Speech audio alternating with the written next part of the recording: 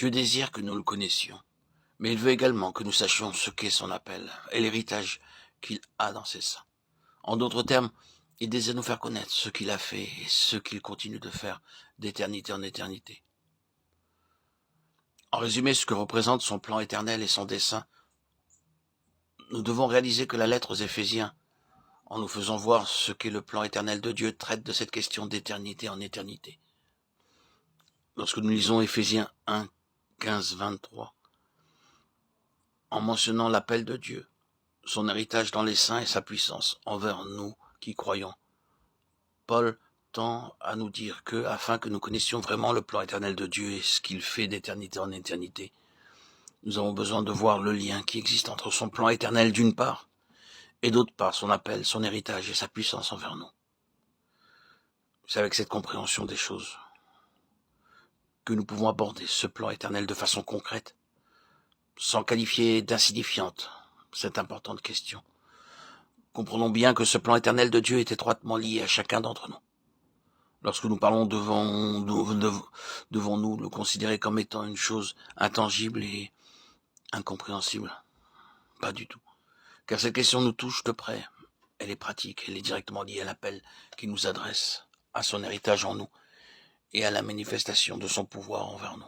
Et de manière pratique, ces choses ont des implications très personnelles. Considérons l'appel de Dieu et l'héritage avant d'aborder la puissance de Dieu envers ceux qui croient. En ce qui concerne notre appel, lisons encore une fois dans la prière de Paul ce qu'il en est dit. Ayant les yeux de votre cœur illuminés pour connaître quelle est l'espérance de son appel. Éphésiens 1, 18. Nous pouvons nous demander si beaucoup de chrétiens savent qu'il y a une espérance devant eux.